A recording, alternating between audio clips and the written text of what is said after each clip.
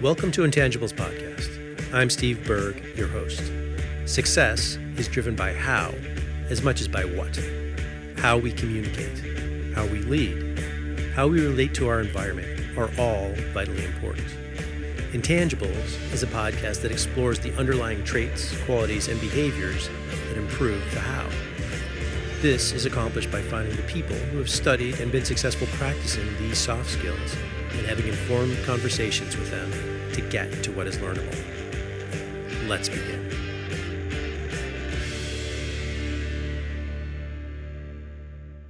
I recently ran across the following quote from Emil Dorian, who is a Romanian poet. In a diary, he wrote, "Strong people alone know how to organize their suffering so as to bear only the most necessary pain." It made me wonder if this is the underpinning of resilience. To help me sort this out, I'm talking to a quite distinguished woman today. Elizabeth Stanley is an associate professor of security studies with joint appointments in the Edmund A. Walsh School of Foreign Service and the Department of Government at Georgetown University. Earlier in her career, she served as a U.S. Army intelligence officer in South Korea, Germany, and on deployments to the Balkans, leaving service as a captain. She is the creator of Mindfulness-based Mind Fitness Training, which has been tested through 4 neuroscience research studies with the U.S. military. She has a BA in Russian and East European Studies from Yale University, an MBA from Massachusetts Institute of Technology, and a Ph.D. in political science from Harvard University. And I'm not kidding when I say that this may be understating her accomplishments to date. Dr. Stanley, welcome to the Intangibles podcast. We've been planning this a long time. Great to have you. Steve, thank you so much for having me. It's just such a pleasure to be here. There is one thing that I purposefully left out of your bio. Why don't you tell us the title of your brand new book? Don't give away any secrets, but also when is it coming out? Yes, the title is Widen the Window, Training Your Brain and Body to Thrive During Stress and Recover from Trauma. And it's going to be out on September 24th. That's fantastic, which is the good news, of course, is that I was able to know this and read it, and it's all about resilience. Yes, it is. Which is fantastic. Before we get into your personal relationship to, I'm going to say it, puke in the summer of 2002, I want to set the table just a bit. Let's have a preamble about resilience.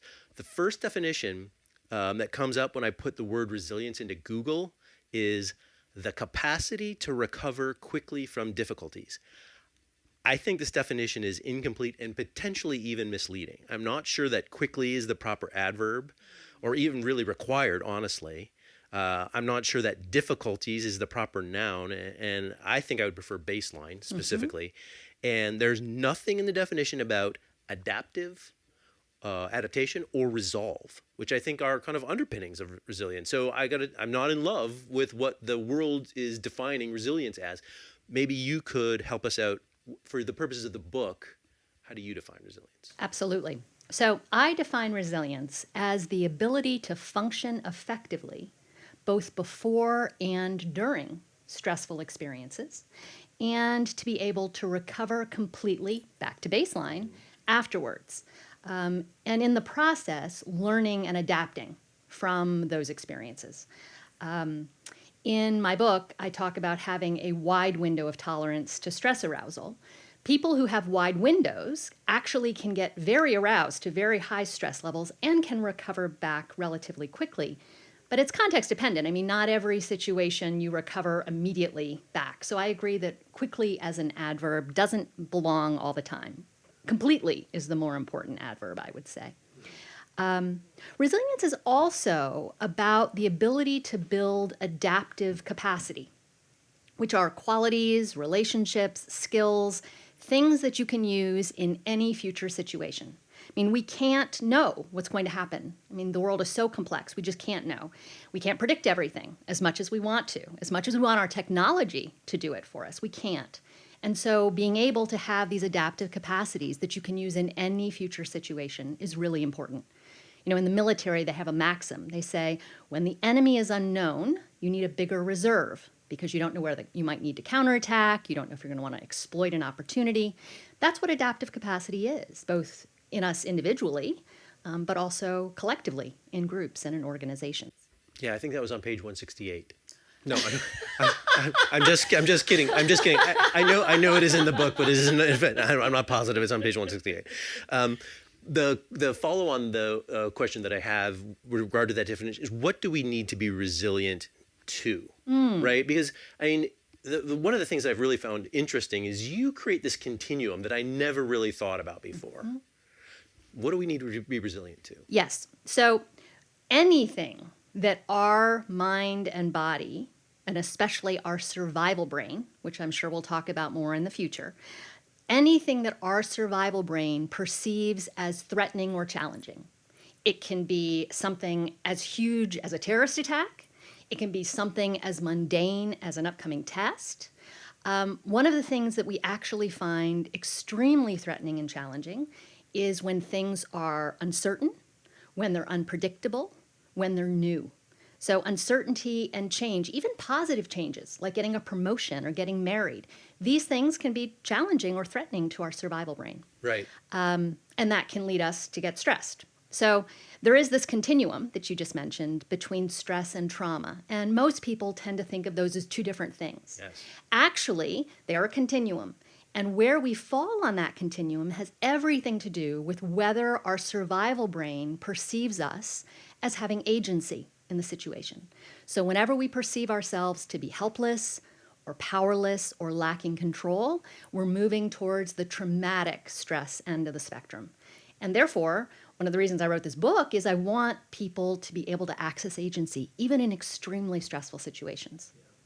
What I liked about that, or what I mean, what made it sense, made it make sense to me is certain stress you can walk back from in your recovery, but at a certain point, that is no longer possible. That when it gets closer to the trauma side, right? Then that's when we talk about therapy, and that's when we talk about a much longer recovery, almost from something that is broken. Yeah. As opposed to, I don't like the word broken. That might right, but so there's something that is inflected, that Yes. has gone beyond the ability to just simply walk it back. Yes.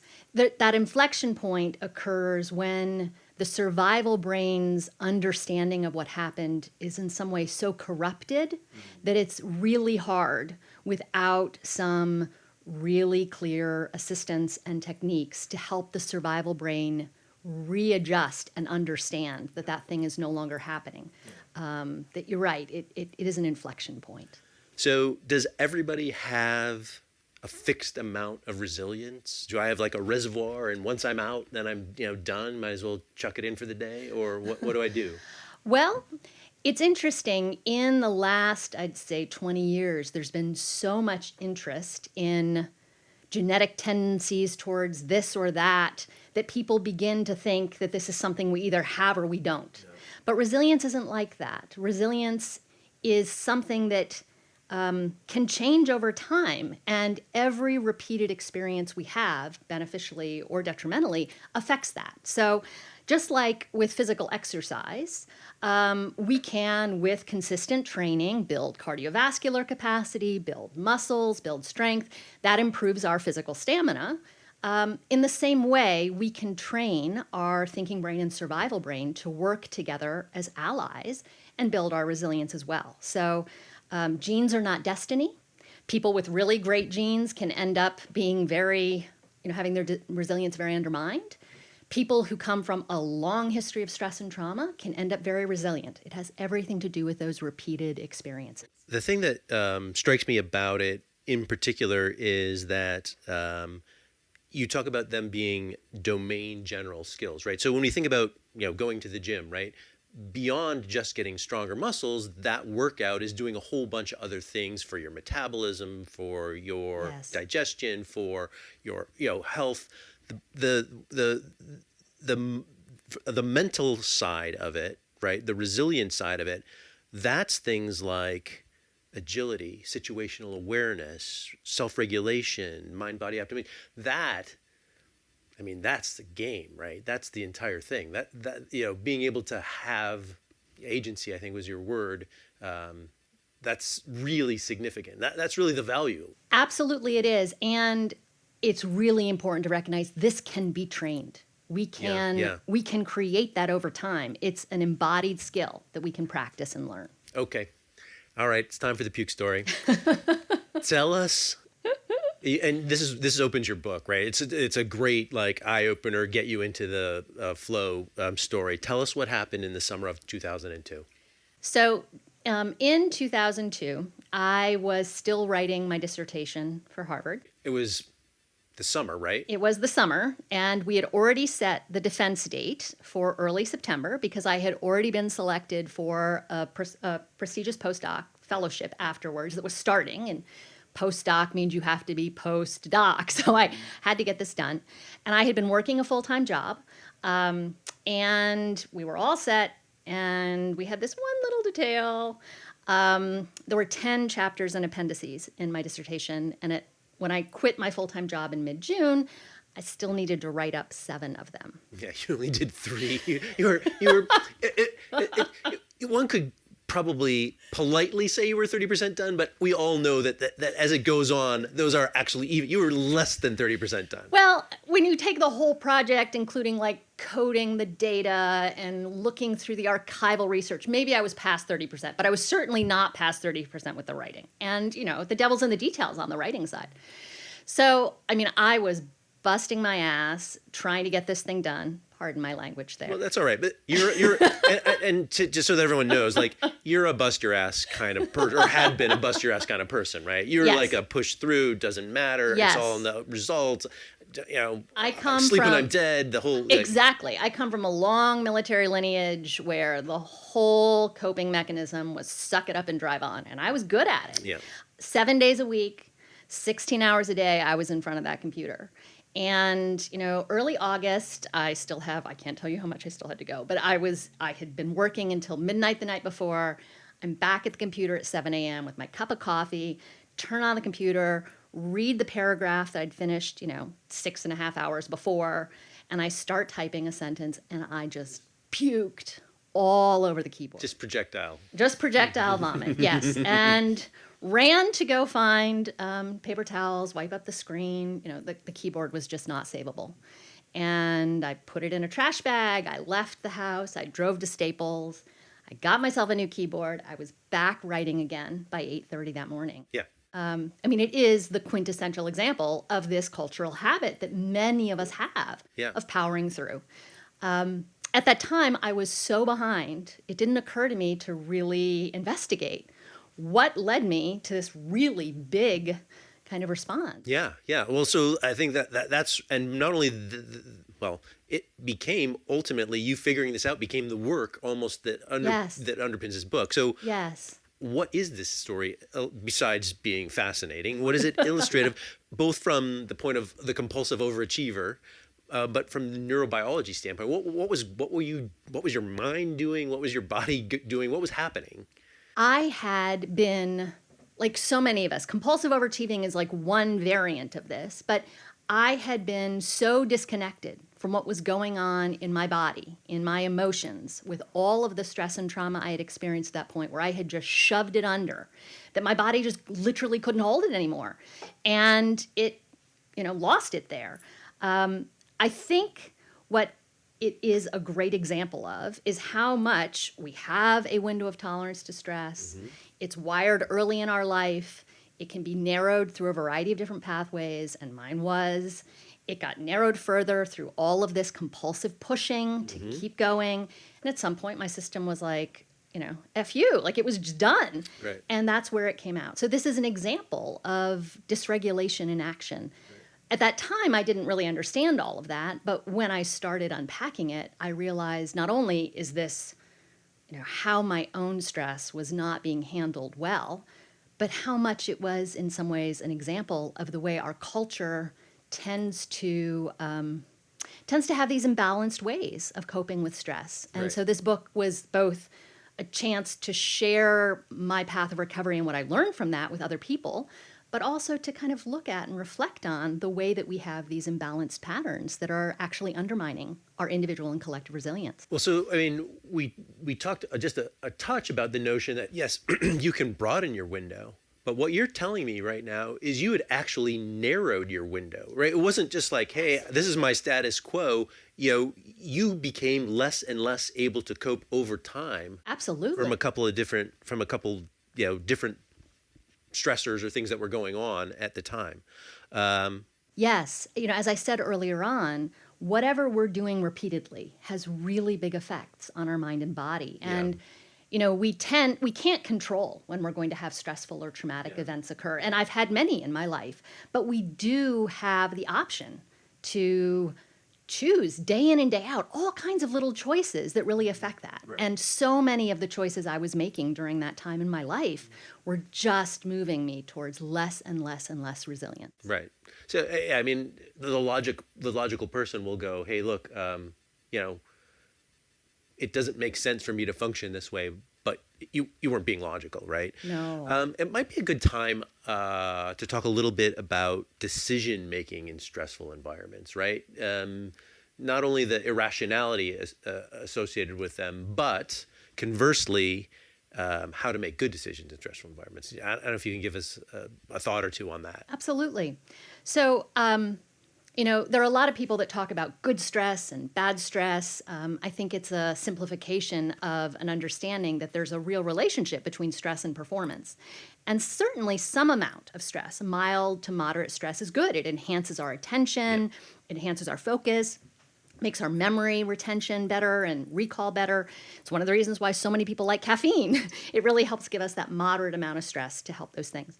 But the problem is when we're in chronic stress or we're in traumatic stress, then it begins to impair our thinking brain functions. It impairs our executive functioning, our intention, it impairs our explicit memory. And at the most, on the furthest end of that spectrum, at traumatic stress, our memory of events can become very fragmented and incomplete. We can have whole chunks of time we don't remember at all. And that's all part of this imbalance that happens when we have too much stress for our thinking brain.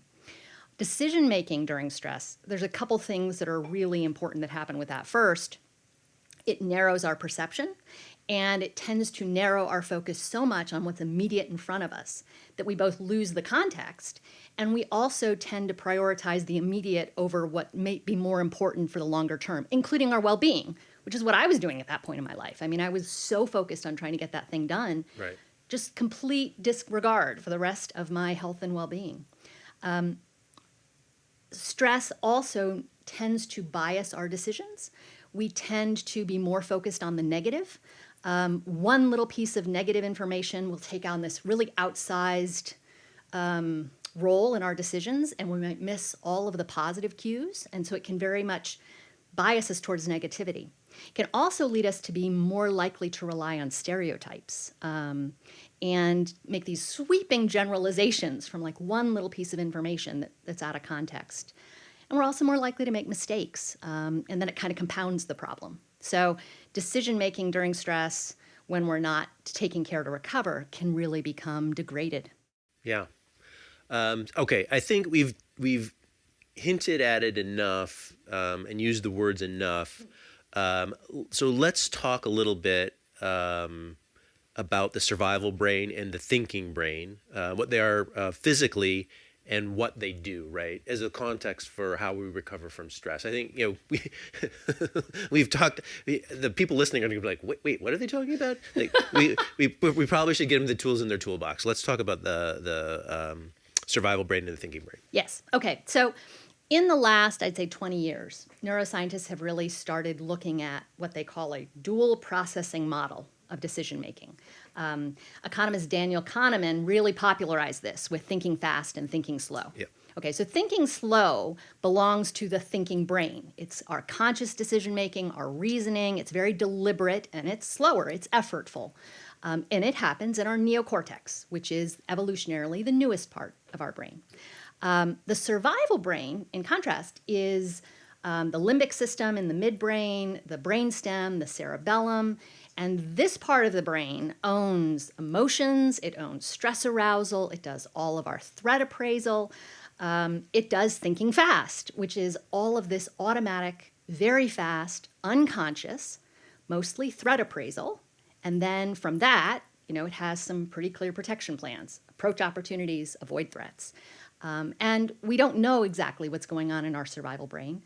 We can usually see its effects in what's happening in our bodies if we're paying attention to it. So, as I said a while ago, stress degrades the thinking brain. And over time, we are making worse decisions. We have problems with our memory. At the most extreme with trauma, we might, completely fragmentary kind of memories of events if we remember it all. In contrast, stress actually helps the survival brain. So the more stress we experience, the more the survival brain is learning and remembering at the unconscious level. And this can lead us to create a lot of default programming that we're not even aware of, that our system has generalized from these prior stressful experiences. Yeah, I mean, everyone brings up Kahneman when they come here, right? And if you've read Thinking Fast and Slow, they essentially had 150 odd biases, right? That was the thinking fast brain. And you literally just referenced it a second ago that says, and basically said, hey, look, you're liable to magnify those biases which already exists when your thinking brain stops, being allowed to participate in the conversation. Yes. Right? Absolutely. There's one last thing I'd like to say about thinking brain and survival brain, which is that in addition to the survival brain doing all of the threat appraisal and turning on stress and emotions, the survival brain also controls recovery. And so whether or not we recover has entirely to do with whether the survival brain feels safe and grounded and capable of doing that recovery process. In our society, we tend to think, if we just reframe it or the thinking brain can sort it out, the thinking brain doesn't control recovery. Right. Only the survival brain does. And that's why we have to understand what's going on in it and help it to get to a place where it's going to appraise safety. Right. And basically relinquish control again to allow, that walk back, right? To allow that resilience, or the recovery to happen. Yes. Increasing resilience. Okay. So we've established that we can systematically train our attention and our nervous system regulation so that we can widen our window, which, by the way, makes a good book title, just in case you're wondering. And it's also known, when you first kind of came into my consciousness, you talked about it as a zone of resilience. Mm-hmm. So let's talk a little bit what we're talking about there, in terms of what's happening. How are we systematically training our attention?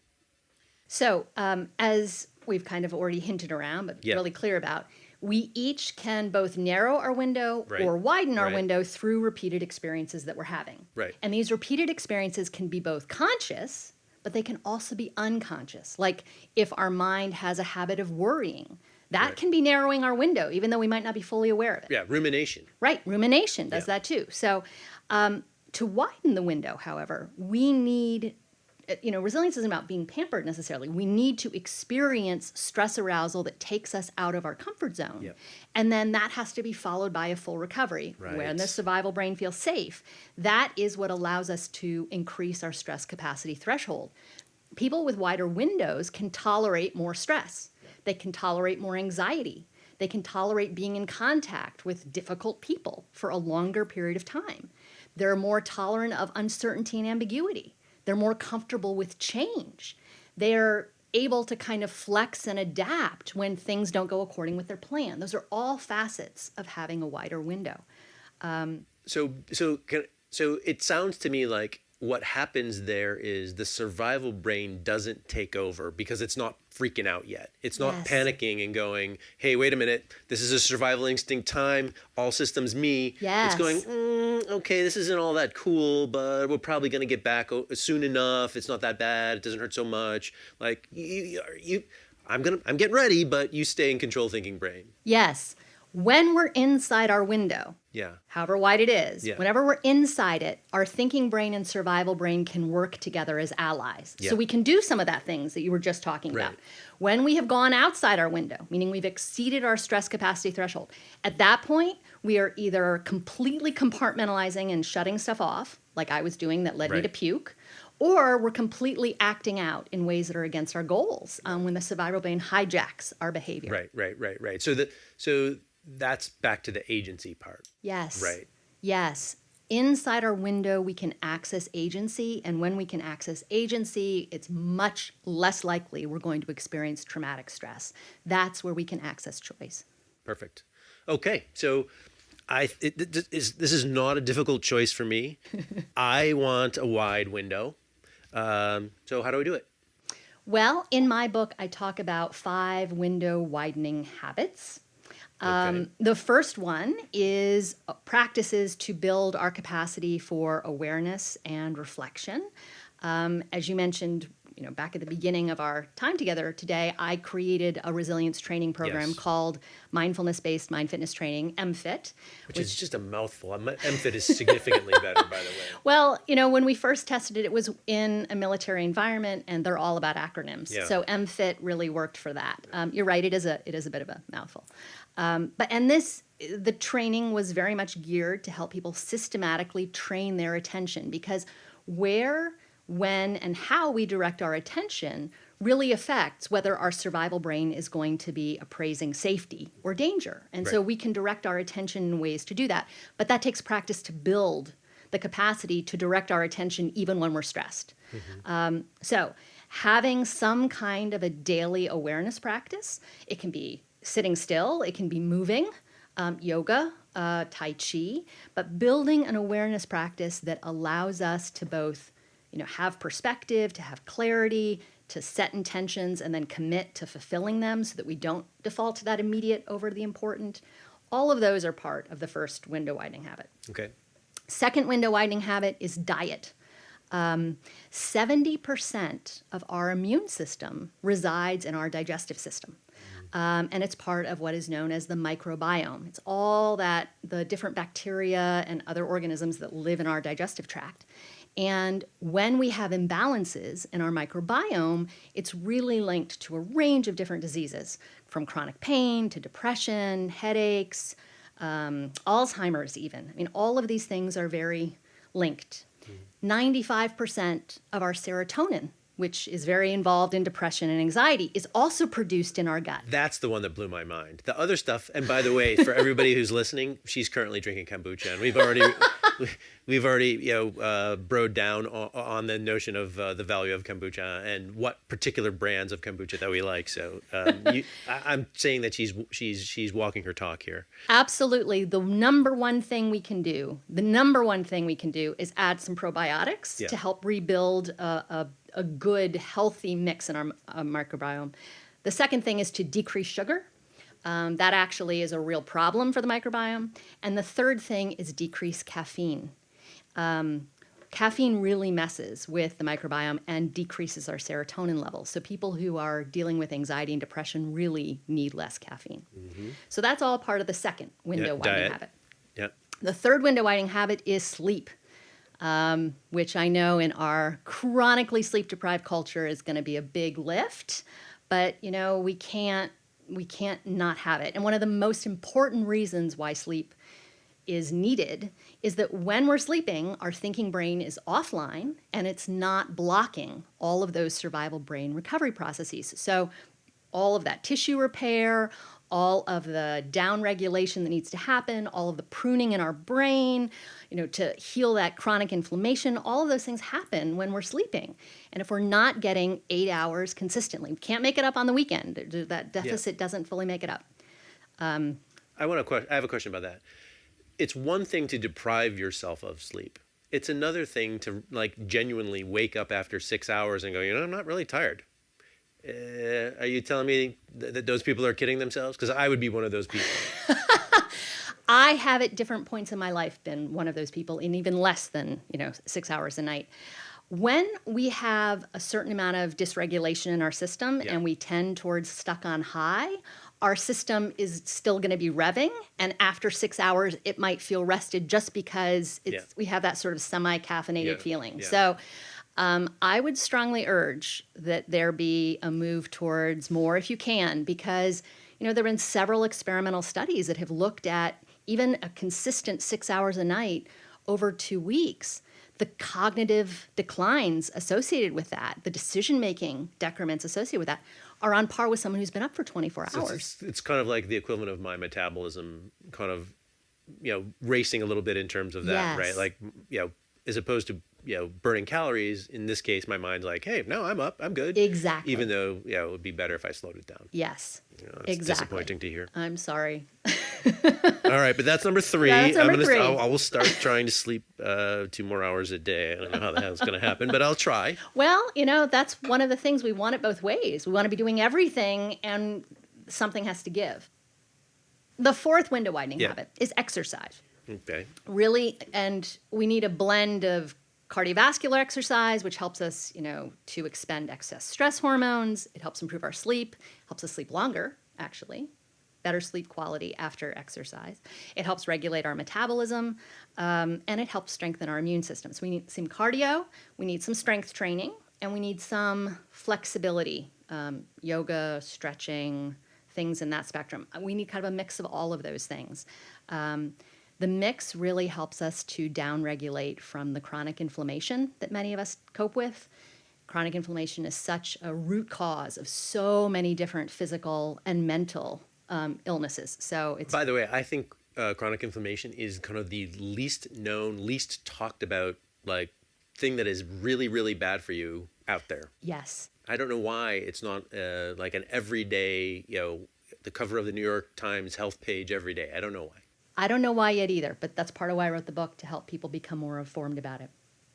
The last window widening habit that I talk about is social connections. In fact, the lack of social connections, either social isolation or feeling lonely, has been linked with premature death, like on par with smoking. Yeah. It increases our stress hormones, it increases chronic inflammation, it decreases our cognitive functioning, and people who have been found to be lonely are more likely to have cardiovascular disease, autoimmune disease, high blood pressure, cancer, a range of different things. And so really making time on a regular basis for a support network that you see on a regular basis, and texting doesn't count, like that you really have a personal connection. We are wired as social animals, and a lot of our resilience comes from our interactions with others. So we need to have them on a regular basis. Yep. So those are the 5: awareness and reflection practice, diet, sleep, exercise, social. What I would ask as a follow-up is, we kind of compared it to going to the gym broadly. I can't usually manage effectively what I can't measure well. Mm-hmm. In a gym, I can do 1 more repetition, right? Or I can stay on the treadmill for 5 minutes longer or something. Do we know what our resilience capacity is? Is there a way to measure it? And do we know if we've increased it or how much we've increased it? I don't know. Well, there are ways to measure it experimentally, and we did that actually in the various studies that we did with the Marines and soldiers before they were deploying to combat. There are cognitive tests that can test, attention skills and working memory capacity. There's self-report measures for how many negative emotions you're experiencing. With 2 of the studies, we had them in the brain imaging scanner, and they were doing a stressful task, and we saw changes in the parts of the brain that control emotions and impulse control. They wore bioharnesses, so we could see where their heart rate and breathing rate were spiking during counterinsurgency drills. And we could see through blood biomarkers. We measured blood biomarkers of all, but for your average person. So we say it can be done. It can be done. But I cannot be doing it. You cannot be doing that. Okay. What you can be doing is noticing, is there a decrease in impatience and irritability? Are you feeling less anxious? Are you ruminating less? Are you sleeping better? Can you tolerate being with uncomfortable situations longer without needing to, withdraw? Can you stay focused with intentionality, that you're not procrastinating as often? You're not, giving into what the Marines often call comfort-based solutions, where, you lean towards tobacco or alcohol or, those stress reaction habits. Can you keep yourself focused? These are all ways that we know we have a wider window. So I think, I'm certain I talked about it with Joe Burton, who I know you know, and I believe it's in the book. You recommend actually keeping a diary, a journal. Yes. And so I would imagine that if you did that, you could essentially look back, figure out, the number of instances of certain things happening in any given day and understand whether or not you're getting a change associated with that. Absolutely. Some of these things can be subtle. Yeah. And it's often when I'm training someone that they come back 2 or 3 or even 6 months later and say, I was just in this situation. I know that 6 months ago or a year ago, I would have responded this way. And now I have, I'm responding in such a different way. And so they can see it in those snapshots. And a journal can help us have those snapshots for ourselves. Yeah. That's the only way that I can think of to measure it at the moment for the kind of lower level, not bioharnessed person. Okay, so these are good, right? I suspect if we talk to senior leaders, startup founders, et cetera, they would hear this and say that time pressure, broadly, they want to do everything, which you just said, make it impossible to kind of create the necessary space in their lives for the type of self-care that you're actually recommending. And not only that, mentally, they would probably rather say, hey, look, we've gotten results in the past by pushing hard, by kind of overriding our bodies. And, oh, by the way, you did the exact same thing back in the day, and you seem to have come out great on the other side. This is just how it has to be done. What do you say to that, and how do you recommend that people fit all the things being recommended in to their lives? It's a great point, and I guess I would say 2 things. The first is I had short-term success in some ways.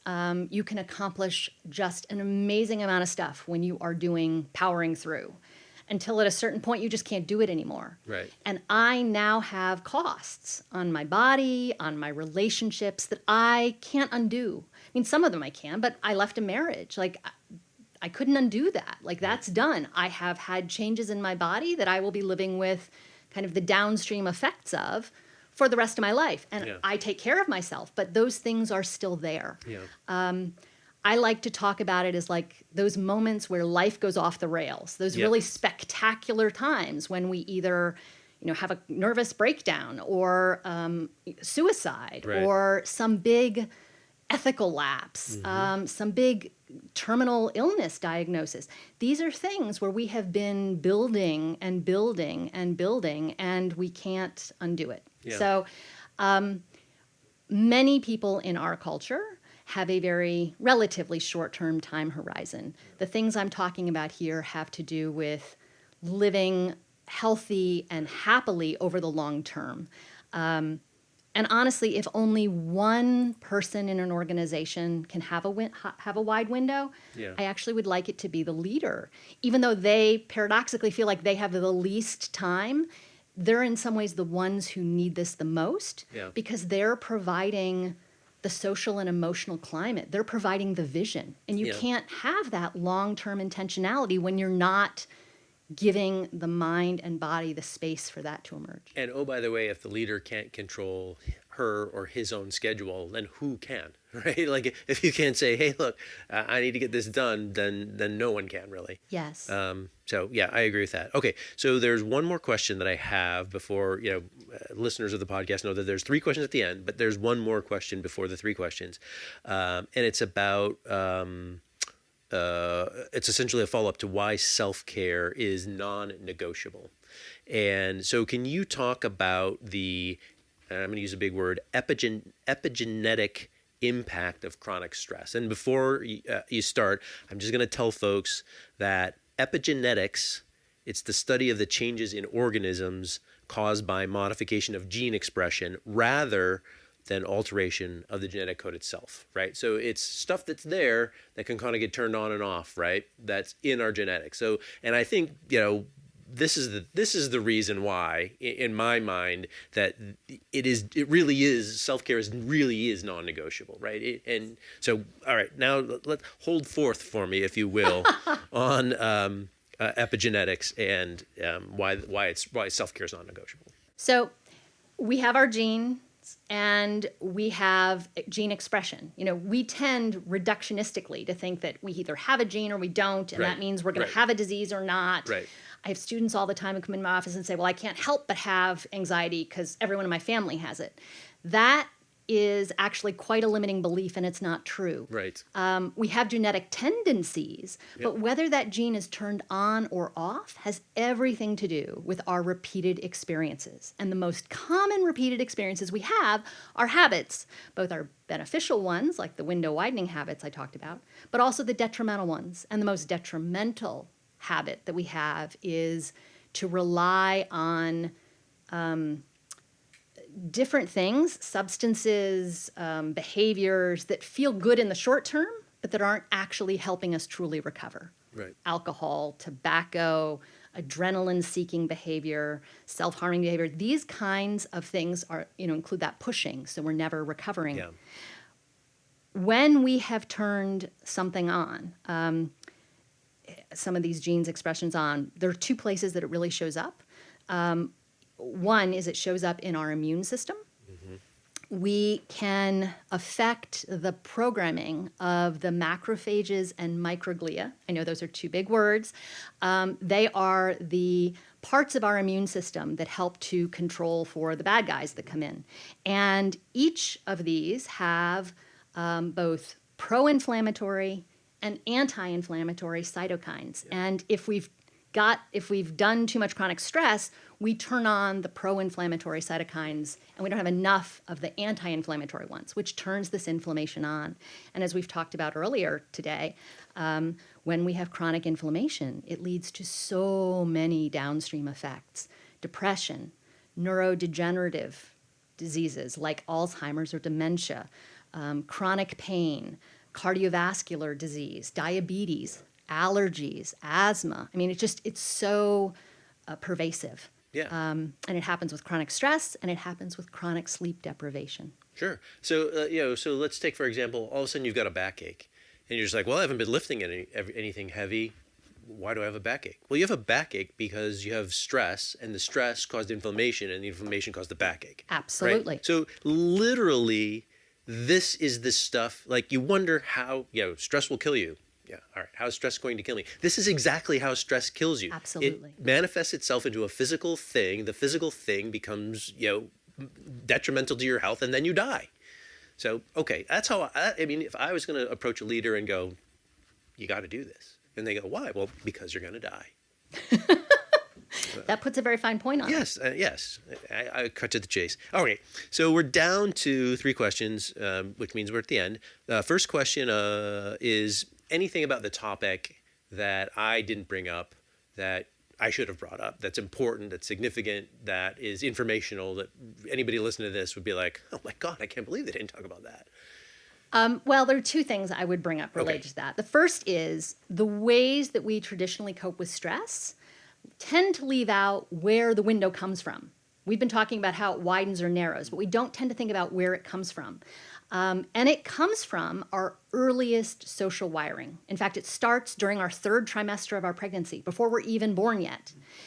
So our parents' windows have a tremendous effect on our early childhood window, and that sets the stage for the way that we're going to cope with stress and trauma over our lifespan, unless we make different choices. And so I really, big chunk of the book is to try and help people realize that our early wiring does have these implications that most of us just tend to not even think about.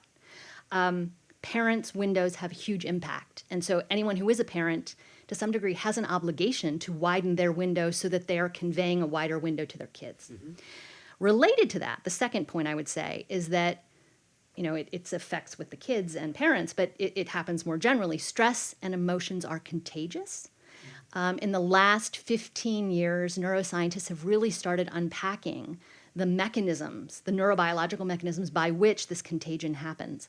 And teachers, mentors, coaches, bosses have a big impact through stress contagion. The most important people, to some degree in this regard, are leaders.